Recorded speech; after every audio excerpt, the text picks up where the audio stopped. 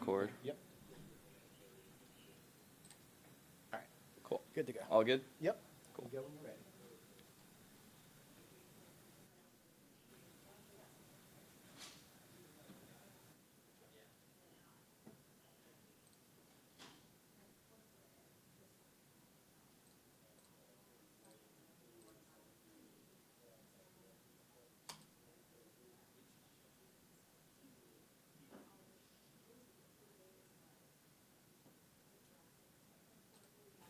Hello, everybody, and welcome into Sports Tonight. Connor Hines here with you. It is November 25th. Hard to believe we're already into the last week of November, and as you may know, the last week of November also means one of the most storied rivalries in college football back once again.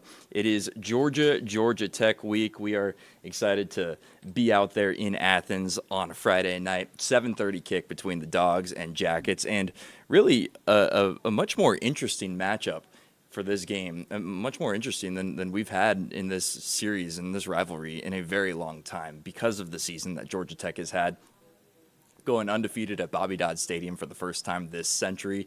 Brent Key and the Jackets with a ton of momentum. And look, I mean, Georgia Bulldogs, they took it to UMass, but they also gave up more than 300 yards of offense to UMass, of all teams, a team that had won 2 games all year. So Kirby Smart wasn't pleased with the defensive effort. Going to need to be a lot better if they're going to want to beat Georgia Tech on Friday night in Athens. Going to be a great atmosphere, and as usual, on Monday of this game, on the Monday of this week, we spoke with Kirby Smart and Brent Key as well. So we're going to get to both of them. But first up, let's listen to Coach Kirby Smart as he talked about preparing for this rivalry game with Georgia Tech on Friday night between the hedges. Here's Kirby. On a tight schedule, trying to turn this thing around quickly, with today really being like a Tuesday for our players and for our staff. That speeds things up. But I want to encourage fans to support the Season of Giving collection drive that the Athletic Association is doing. It supports families in need in our Athens community. They're collecting items, I think, through December 10th. And they want warm clothing items, hygiene kit materials, non-perishable food, all the stuff that can be dropped off at the main third floor entrance of this building, the Butts-Mehre building. So additionally, items will be collected at upcoming men's and women's basketball games and at the end of the women's volleyball match. I know Leland will send out a lot more details on that in the future, but that's a big deal for our Athletic Association, and we want to push that out to folks. We are on to Georgia Tech. We got started on them yesterday, which was like a Monday, which was very unique for us because it's not Monday, but it was like a Monday in terms of practice for us and moving things up. Of all the years we've been here, I think this is the first time we've had kind of a different timeline schedule for like this. So our guys are excited. This is a huge matchup. This is an interstate rivalry game that's been part of history for a long, long time. And it is a physical game. It was a very physical game last year. It'll be a physical game this year. I'm excited to be at home on a Friday night and looking forward to our crowd impacting this game. And we need them to impact this game because we do have it at home. Yeah, Coach, I know you had some recruiting Saturday night to finish up, but I'm curious your thoughts as the SEC upsets finished up and you guys get awarded a chance to play in the SEC championship game, and your thoughts on playing in the championship game. My thoughts are on Georgia Tech. I mean, it's a great honor to be able to play in the SEC championship game. It is probably one of the greatest events in all sports because the games that you play in are great matchups. But at this point in time, we don't even know who that is, nor do I care. My concern, 100%, is with Georgia Tech because of what that game means to so many in this state, so many on our team, and what it means to this season and this seniors playing at home. So that's the focus. Kirby, do you modify things a little bit to get your kids a little bit of a break physically, or have you modified? If so, how do you do that on a short week? Still try to get them the rest that they may need between games while still being prepared? Yeah, it's a tough balance. I mean, there's not a perfect remedy. We spent a lot of off-season time talking to programs that have Friday games after Saturday games. So you can imagine the teams around the country that play their game on Friday of this week. And we've talked to a lot of those guys about best way to manage it. But at this time of the year, you're trying to dial back on contact anyway because it's the end of the year. Now, you add that to the schedule we've played, the injuries we have, and the turnaround, and it's like a mountain of stuff there to kind of unpack. And we're trying to be smart, but we're also trying to be physical. And Georgia Tech's going to be physical, so are we. So it's going to be one of those really tough physical games that I think to play tough and physical, you got to practice tough and physical. Kirby, what stood out to you about Aaron Philo, freshman quarterback at Tech, played right down the road? Just what have you seen from him this year? Great poise, confidence. I mean, he broke the Georgia high school passing record, most ever passing yards. There's a lot of really good quarterbacks who he surpassed to get that record. So he's got confidence. He's thrown the ball a lot. It's not like it's foreign to him. They've got some really good weapons. I mean, their backs catch the ball well out of the backfield. They've got speed on the perimeter. They do a really good job in the run game, so they keep you honest. But he's played really well, played with confidence, and to watch him, play the game like he did Thursday night, he was at his best when his best was needed. Kirby, I'm curious when you found out this game was going to be played on a Friday night, and obviously you're a father, you got guys on your staff who have kids playing on Friday night. There's the recruiting piece of that too with the high schools. Just your thought, when did you find out, and then what are your thoughts on that part of it? I don't remember when I found out. I mean, I don't keep up with time like that. I mean, I don't know. It was sometime last year when it was up for debate, maybe after the season, or maybe even before the season last year. It was brought to our attention that it was a possibility, and would both teams be interested. The thought was, number one, you could get more exposure for both programs in terms of that game time, that slot being available. That also, checking with Georgia High School, it was going to be a good slot to not conflict with high school playoffs. So where you say it does, something happened this year with the hurricane where it pushed everything back and it made a bigger conflict. Otherwise, this would have been really no issue, and that was checked on first. So I think due to weather, that affected us. I think both teams agreed to doing it, and that's kind of how it came about. Coach, what stood out to you about the way Brent Key has built the program over there as a fellow alum of the school he's now coaching? What stood out is he's doing it the good old-fashioned way: hard work, recruiting. They're in the same recruiting battles we are. They're going after the best players in the state, just like we are, and they're doing a better job on that front in terms of being able to recruit them. But they're still really physical. He coached. He coached with Nick. He coached with George O'Leary, who's one of the best there is at managing a program and being physical. So he knows what he's doing. He's got a great staff. I mean, he's hired a really good staff, and they got good football players. Coach, you kind of partially answered this question a while ago. You talked about the rivalry and your players understanding what it means, but is it the same as, I almost say, back in the day when everybody knows how all the hatred kind of flow from this? But so many of these guys now know each other. They go to camps together, that sort of thing. Is it still the same? Do you have to remind them why this is such a big deal? Yeah, I mean, I think you do that every week. Every time you have a rivalry game, you explain the rivalry and what it means. It's just more significant when it's inside your state. Like we have a lot of rivals at Georgia because of the geographic nature of our state. We touch all these other states that are all SEC states, so you end up playing a lot of SEC opponents that are, contiguous with us. So when you go to Georgia Tech, they're in our state, and they got a tremendous program, and more of our kids have been recruited by them, and they know. I mean, they get the sense of the importance of the game from the older players on the team who've played in it and the coaches who have. Kirby, what's important for your defensive guys with the way Georgia Tech rotates their quarterbacks? Well, regardless of the quarterback, the importance is to strike, play physical, understand what you're getting yourself into in terms of what kind of game this is going to be. So before you even know who the quarterback is, you got to know what kind of game it's going to be. And it's going to be physical. It's going to be tough. And you got to play good football, you got to swarm like good defensive football, you got to swarm and tackle well. So it's all about us and not just about the quarterback. But that will be a key ingredient. That they know that too, So, I mean, Philo can run. He ran the other night, and they ran design runs with him. He can do those things. And, King is a really good player that got after us last year. So we know what they're capable of. And Buster was here. So both staffs know a lot about each other. Kirby, what has your attention with that Tech defense, especially with the way they played against Miami and not slowing down, but I guess maybe limiting one of the most explosive offenses in the country? Yeah, they're really good. They're talented. They've upgraded in terms of through the portal and the way they play. The defensive staff's doing a tremendous job. They play really hard, play physical, pressure. They do a great job with their disguise packages. They've got a really good defense. They're playing well. Yeah, Kirby, any update on Christian Miller coming out of Saturday? Yes, he's banged up. Didn't do much yesterday. Don't know what he'll be able to do today.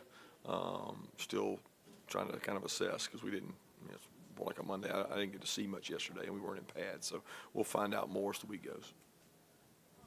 Yeah, similar note, Dylan Bell and Anthony Evans, what is their status for the Saturday's game? Yeah, they both did some stuff yesterday, went out and worked out. Think both of them are going to be, good to go and be able to help us. But we'll see because I'll know a lot more after today's practice.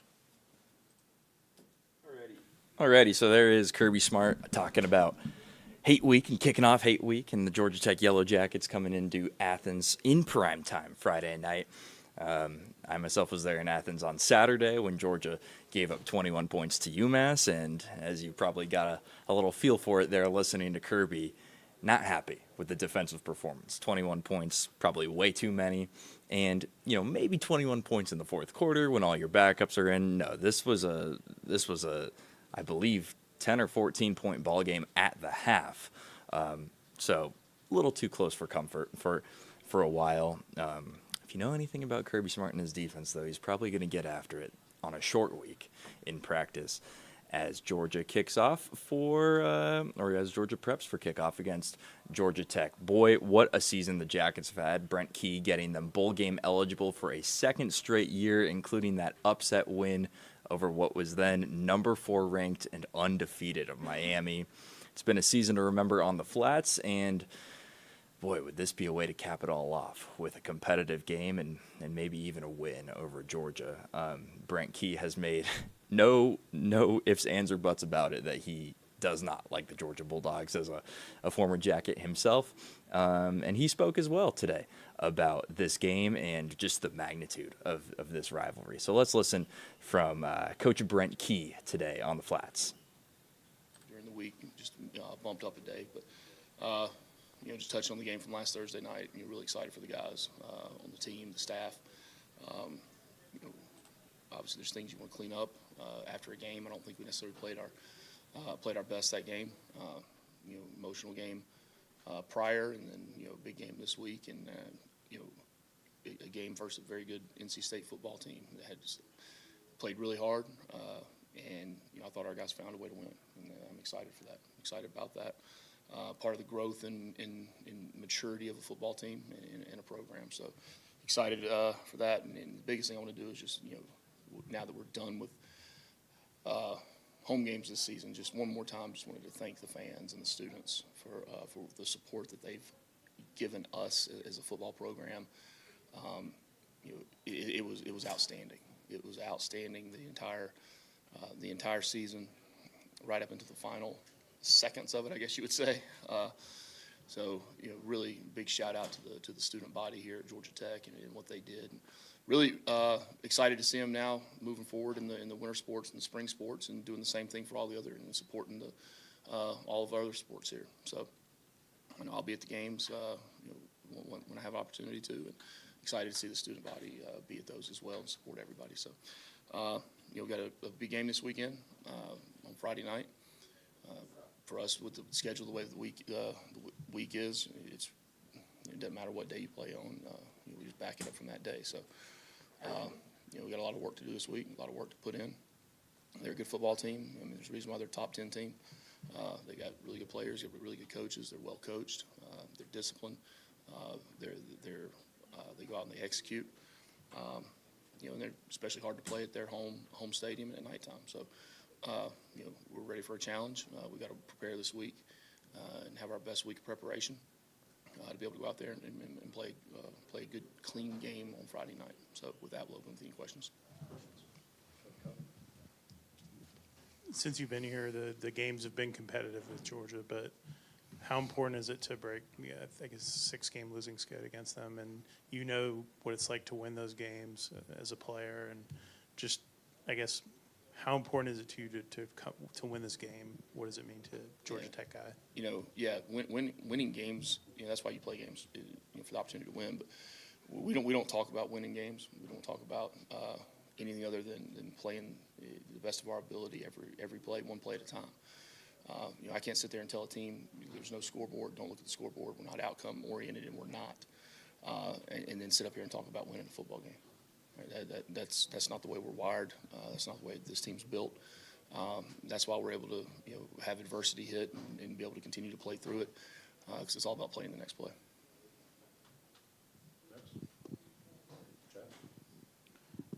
You touched on E.J. Lightsey, on Thursday night and how far he's come and how well he's played. Can you speak more about that and how he's developed over this season to put himself in position to play? Yeah. When he got here, he was banged up, had an injury, had to get taken care of. Through the off season and through summer, and then right about the time he started making it back, he got I think first or second game of the year on kickoff cover. He had a pretty nasty hamstring, and so he's really had some consistency of being healthy, and that's been the big thing. Learning the system, same as everyone else has, but you're really seeing him start to play faster, be quicker in his reads and what he has to get done. And he's a big, strong guy that can run, and he's starting to show up now. Georgia's typically strong on the defensive side of the ball. This year, no different. What stands out about them? What about their defense? Yeah, like I said, they got good players. They're well coached. Really good coaches on the defensive side of the football, as well as offense. But I mean, you have good coaches and good players. It's a pretty good recipe for success. Frazier has really started to pick it up at running back for Georgia. What does he add to their offense to go along with Beck? Color me shocked. You asked about a running back. You want to ask it again? Ask it again. I forgot what you said. Tell me what you know about Frazier. I don't know him.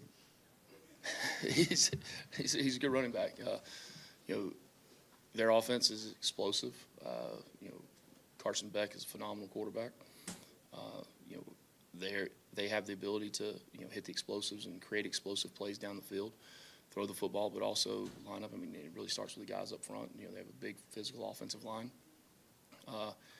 and it's going to be a huge challenge for us.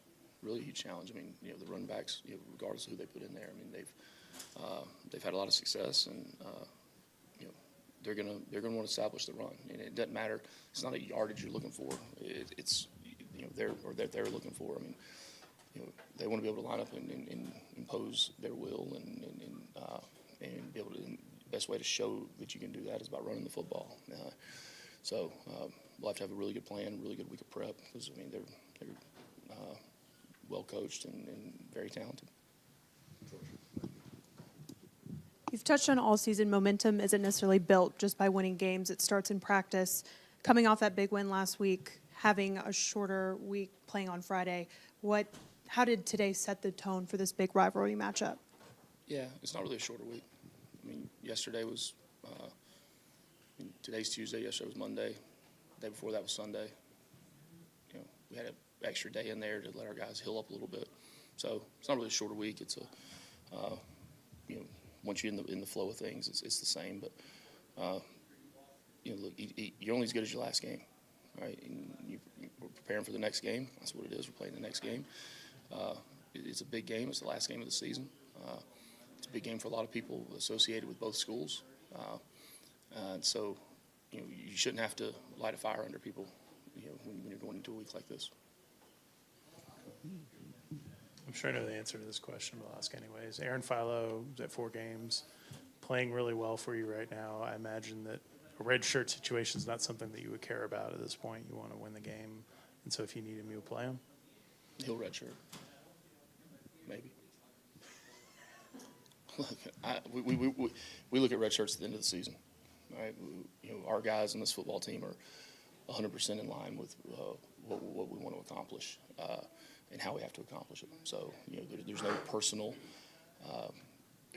agendas, over the team agenda when it comes to the team. I guess along those same lines, seeing how NC State defended the two quarterbacks, does that sort of allow you to tweak maybe what you do going into this week, using both those guys, Haynes and Aaron? I mean, who's to say we'll use both of them? So, look, we're gonna put a plan together to give us the best opportunity to have success in the game. And every week's a new week, new defense, new scheme, new coaches, new ways to attack things. So, really one week is not has no bearing on the next when it comes to putting a plan together. Can you talk a little bit about the depth you built on defense in years past? Even a lot of teams, you lose a guy here or there, and the staff's done a good job adjusting as guys have come out, whether it's Warren or Kyle or whoever, and the next man stepped up pretty much throughout the season for you. Can you just talk about building that depth up? Well, I mean, there's no secret. I mean, player availability is the most important thing you can have when playing the college football, pro football, any form of football. So, we're not where we need to be yet. We've still got a ways to go to building the depth that we have to have on this team, developing the depth we have to have. And building depth on the team is not just through acquisition, it's through development as well. So we still have a lot of young guys that are going to be good players, so we've got to continue to develop. If you look at really two positions on the team that have been, knock on wood, injury-free through the season, it's really the O-line and the D-line. And we've been able to build depth there, and that was purposefully done, to build it that way. Now with the offensive line, a lot of those guys are younger. It's a little more of a time, a little more of a time frame involved in development of an O-lineman, I think. But I mean, we're too deep on the scout offensive line, which we've never been before. So, the added depth is why it's not just in the games you getting hurt. It's the guys practicing and the reps you have to take, and you're not taking your second team and having them run over and be this part of the scout team. So we got to continue to build that, and that's why we recruit every day and work to develop our players every day. Alrighty, we are certainly looking forward to Friday night, 7:30 in primetime, UGA, Georgia Tech, and we will have the coverage for you on Atlanta News First throughout the week.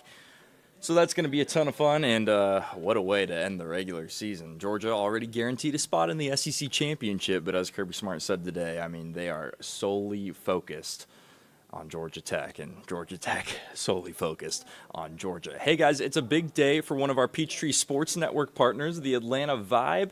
That's right, it was time for the PVF draft today, and the Atlanta Vibe traded up for the first overall pick. Let's take a look at what we're working with here for the Atlanta Vibe. It's Merritt Beeson out of Nebraska. She goes with the first overall pick to the Atlanta Dream. Atlanta trading with Indy up for that first overall pick. In return, Indy got the 2nd and 9th picks. Merritt Beeson is officially a member of the Atlanta Vibe, and then you go through the rest of them. The rest of those picks there on your screen. Want to draw attention to who they took in round 5. Bianca Bertolino. She just finished playing for Georgia Tech, so local girl, if you will, at least for her college years. A former Yellow Jacket staying in the A. So a really exciting day for the Atlanta Vibe. And along with head coach Kayla Banwarth, yeah, I mean, the season's around the corner. Gets going in January, and we were able to catch up with Coach on Zoom to just recap the draft and discuss just how exciting everything is as the Atlanta Vibe get ready for their 2025 season. So let's take a listen. I feel great. I feel like I can finally breathe a sigh of relief. I'm so happy with how things turned out. We got the players we wanted. I'm so excited. There's such a talented draft class. So we are set up for success. It's going to be great. Merritt is such a special player that, we would have done a lot to get that first pick and secure Merritt. She's going to help us in so many ways. She's elite at all 6 skills. She can play front row, back row. She's got a great serve. And there's just so many things that Merritt brings to the table that we thought were important to secure her as a member of the Vibe. So we knew we needed to make that trade, and I'm glad we were able to get it done. Yeah, she's definitely a unique player. She's got incredible athleticism. She's physical at the net. She's smart. She's got a really high IQ. She can play high above the net, which is really important. And then again, she's a 6 rotation player. She can play back row. She can defend. She can do, all the skills really well. And that's invaluable at this point. So we knew we wanted to fight really hard to get her in a Vibe jersey. The fact that she's a Husker, I'll take it. We'll say, a little Go Big Red in the background here. Yeah, the nice insight that I have is I know how Nebraska trains. I know that Coach Cook is one of the best trainers in the world. So I know he's developing elite volleyball players. So for me to have that knowledge gives me just all the confidence in the world that Merritt plays the game at a really high level. She's been trained at a really elite level. She understands the game really well. And that's just something that's going to fit really well into my systems. And, Nebraska's always got a special place in my heart. So to have that connection is a nice little, the nice cherry on top. I'm really excited about Bianca. She's just an all-around elite player. Her ball control is elite. She's got a great serve. And what I might even love most about her is the way she finds ways to score that are really unique. She knows how to use the block. She's got incredible range offensively. Her IQ is off the charts. So to be able to keep her home in Atlanta was really important to me, and she's going to be a really special member of this team. I've been able to watch her play a lot. I was at their Florida match when they swept Florida, which was an amazing match for them. So I've been really fortunate to be able to watch her all season. And from the first moment I watched her play, I became a huge fan. I think the level of excitement is really high. And I think everyone's just kind of itching to get back in the gym. The theme that I'm hearing from last year's team, last year's staff, ownership is that they want to right the wrong from last year. They want to get that championship back in Atlanta this year. Everyone is really driven to do that. So the motivation level is really high, and everyone again is just, we're ready to get back in the gym and get to work. It was an exciting day. I'm glad things went well. Things went really well for the league. So, as we continue to build the league and continue to grow. Today it was a good day. It was a win for the league, so I'm excited.